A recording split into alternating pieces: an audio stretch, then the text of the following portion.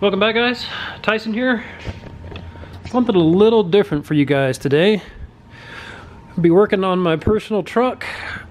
So I looked in my driveway the other day and I saw a leak. And I looked under there, tried to figure it all out, and from what I can tell, it is the axle seal on the passenger side front axle. And this is actually a 4x4 truck. So there's a little bit of work that has to be done with the differential and stuff on the front of the truck, so I'll show you when I get under there. My truck is an 07 Chevy Silverado 4x4 1500 with the 5.3 V8. So yeah, let me get the truck jacked up. I'm gonna get this, I believe, the passenger wheel off just to make access a little easier and messing with the axle and stuff. So let me get it jacked up, I'll get the wheel off, get a jack stand under there or two, and then I'll be right back with y'all. All right, guys. Got the wheel off and the wheel turned to the right to give me hopefully some extra room here. And then I pulled the there's a skid plate that goes basically like right here where my hand is. So I got the skid plate out and you can see where my leak is right there. That thing's about to drip right where my finger's pointing there. So I believe the seal in here, this seal here, I believe, is what's leaking. But from what I can tell, in order to replace this, I basically have to take all these bolts out here. Not sure how well you can see that coming back, but let's try this. These bolts here, 1, 2, 3, I believe there's 8 of them. And then I'm gonna have to take these bolts out as well. These guys here, I think there's 6 of these. 5 or 6, I'm not too sure. So I'll get those out, and then I am gonna have to drain the differential here. So that there, I believe this is the drain for the differential, just to give you a reference as to where I'm looking. This is the drain, and then I believe this is the fill right here. So I should be able to drain it here, pull this out to fill it when I'm done, and then we're good to go. So that's my next steps. I'm just gonna, first I'm gonna pull this out, get it drained, and then we'll look at probably getting these bolts out here. And then I have these two up here as well that are holding that, the whole sub-assembly here. Obviously I'm gonna have to disconnect this, which I believe is for the automatic, the 4-wheel drive. So let me get moving on that and I'll be right with y'all.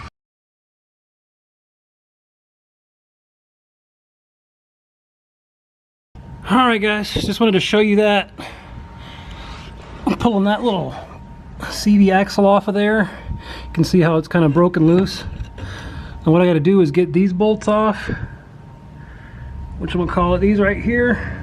Not sure if you can see that. And then these two up here. And then hopefully I can kind of angle this whole shaft up a little bit or down. And then while moving this up, sorry, if I can get a better angle on it. Hopefully I can angle this whole shaft here up or down while angling this piece up, you know, that's free right now.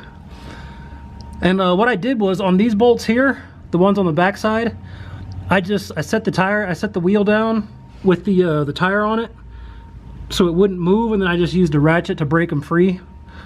You know, jack it back up, rotate it, and then break all the other 3 free. There's only 6. And then that's when, you know, I jacked it back up so I can get under here, and then you saw me just run them out with the little, with my little Milwaukee there. So yeah, that worked out pretty good for me. They weren't super tight, so no big deal there. So yeah, let me get these guys going here, and then these two, and we'll kind of see how this all comes apart.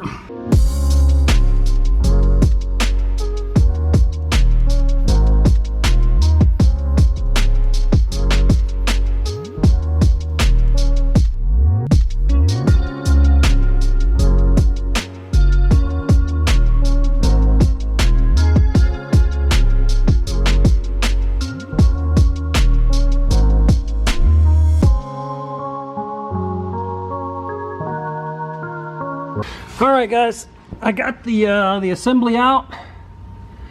See, that's it right there.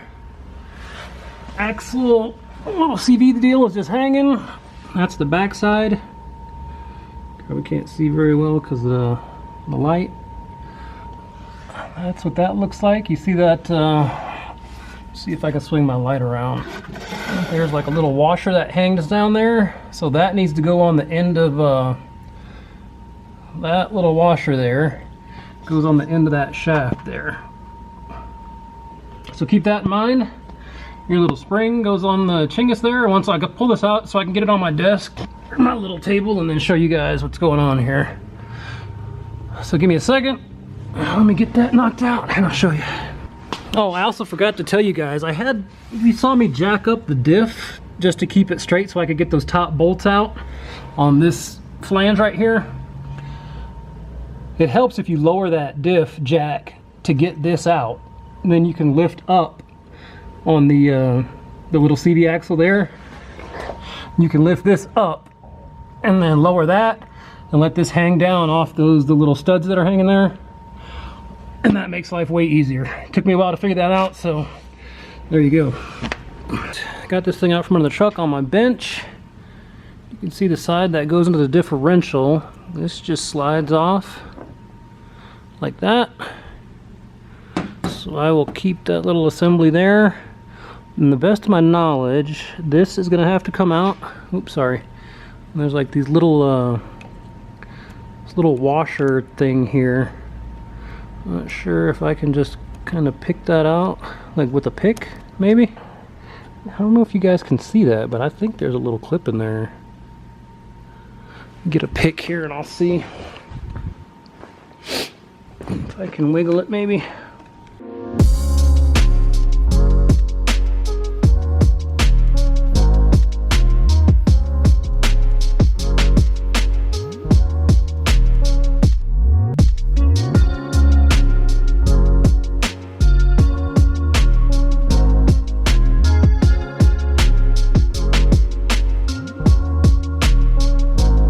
Alright guys, so there we are, all pulled apart. This little snap ring here was a, to keep it PG, a pain in the rear end.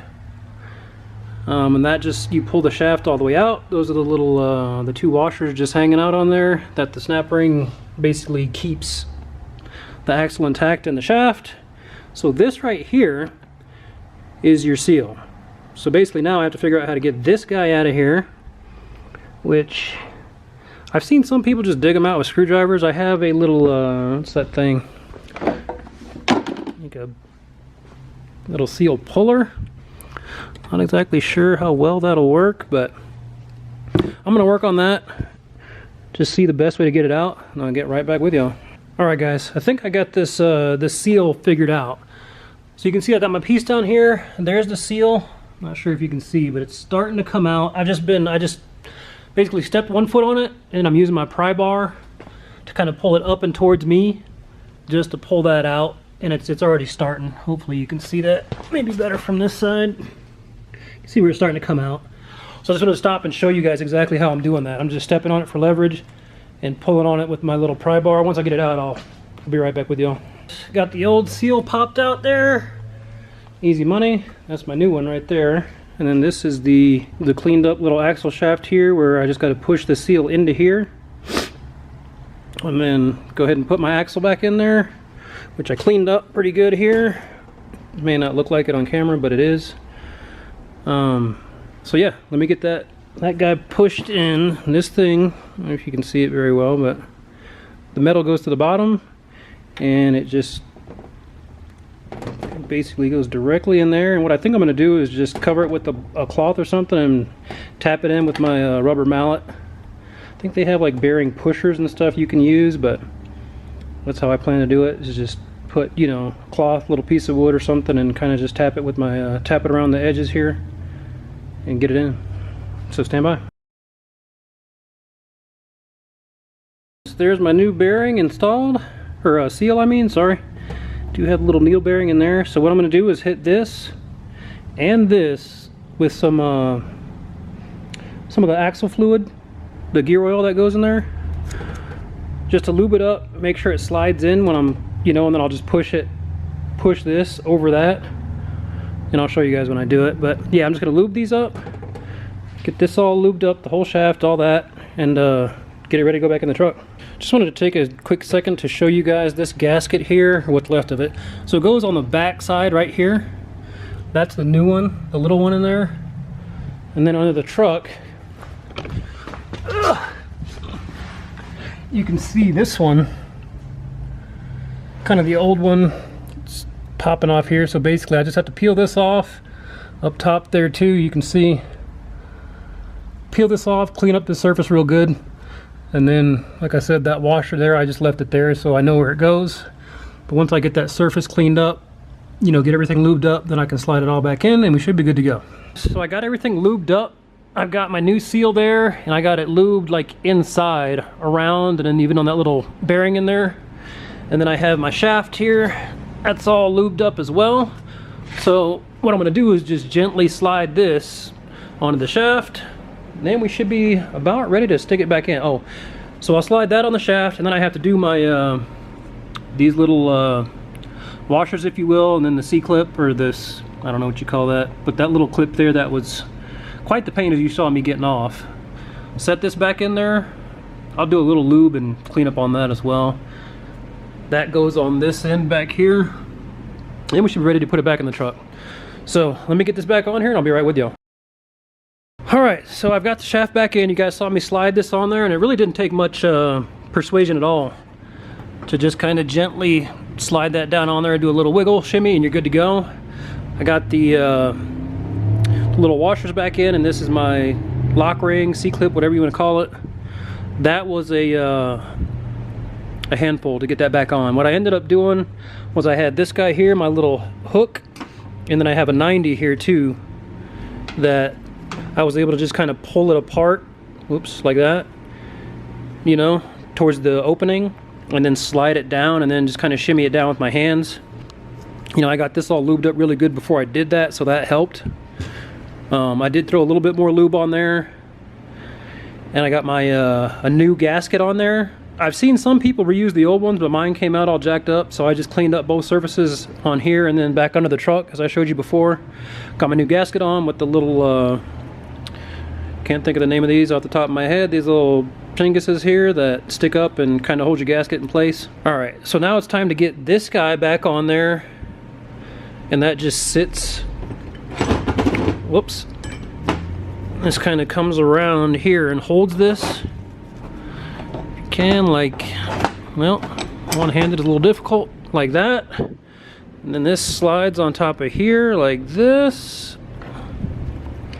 just like that. And then it goes under the truck. So I'm gonna get a little more lube on this stuff here just to make sure everything's good to go.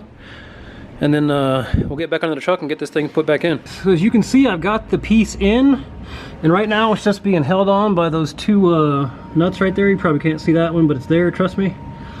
And everything else is not plugged in. So what I plan to do is get all these bolts started. You know, even these here, these guys here, these are already started, but you can see they're not tight.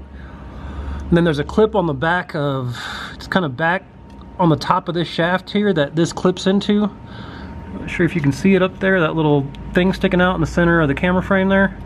So that needs to get snapped into that little plug back here. But yeah, I want to get all these done loose, and then I can kind of tighten them all in as this thing kind of moves and adjusts, and then I can, you know, jack up the diff if I have to get the top bolts to go in straight. But I wanted to show you this little, see that little piece of wire here too, is what I use to hold this, the little CV axle up just to the spring here. Just while I was fitting that in, that made my life a lot easier. And that's one thing I do, it does make my life way easier, is I have a roll of that, I don't know, it's like 14 gauge or 18 gauge wire that I use for everything. So any little problem I need to solve, where I need something held up or tied back, that wire really comes in handy. But I mean, you could use like a ratchet strap, or I mean, anything you got really. But yeah, just want to show you that. So I'm gonna get all those guys in loosely, and then I'll get them all tightened up, get my little module plugged back in there, which I believe is for the four-wheel drive actuation, and should be good to go. So once I get it all buttoned up, I'll give you guys a quick rundown if I run into any other problems or anything like that. Then we'll be on to testing, get the car back down, truck back down, and put it in four-wheel drive, make sure that works, and should be good to go. So stand by. All right guys, I'm all tightened up down here. All those bolts, the two big ones there, and all these, the 6 that go into the CV there. So these right here are 15s, 15 millimeter. Those are 21, the big ones. These are 15 as well. 22s for the wheel lug nuts. This one up here is 18 for the fill. And that's what I almost forgot to do, was fill this darn thing up. So I gotta get that on there. Let me just double check this one right here for you. The drain, I believe it's 13, but let me double check. So the drain is a 13. Yeah, I was right. Okay. So that's all that. All right, so I just have to fill this guy up from here. I don't know if I'm gonna need a pump or if I can kind of squeeze my tube in there or not. My can, I may have to come up with something there. We'll see. Hopefully I can just use the bottle. Shouldn't be too big of a deal. And then put my little shield, my rock guard back on, and that should be it. Oh, I'll show you the truck's at normal height, so it's harder for me to get under and out of it. This is the gear oil I'm using for mine. I have a 2007 Silverado 1500. 8090 is what it specs, GL5. I like Lucas, it's just a personal preference. I'm sure you could use Royal Purple or Valvoline or whatever you want to use. But yeah, let me go ahead and see if I can get this thing filled up, and then I'll be back with you. Quick update, guys. Just wanted to show you my little setup here. So I've got my bottle of lube oil, gear oil, and then I have just an AN line that I jammed in the bottle, excuse me, the bottle opening there, and that just runs down into the fill hole there. There you go, sorry. And that just runs up and then out to my bottle. So it's all gravity fed, and that's kind of the best way I saw to do it myself. So you can kind of fit the bottle up there and squirt it around, but it's difficult at best. So, I mean, if you got a few things laying around your shop, or you go pick up a few things from the auto parts store, even one of those little hand pumps works great. That's just what I did because I had it laying around, so just a heads up on that. Alright guys, just want to let you know everything's good to go. Got the truck out and did a little test drive there. Everything's fine. 4-wheel drive high works, low works. Everything's good to go. So a few notes: the little rock guard or shield on the bottom of the truck is 15 millimeter bolts. And then one of these pans is going to be your friend, because that gear oil is interesting smell, say the least. But that's about it. As always guys, please continue to comment, like, and subscribe, and we'll see you on the next one.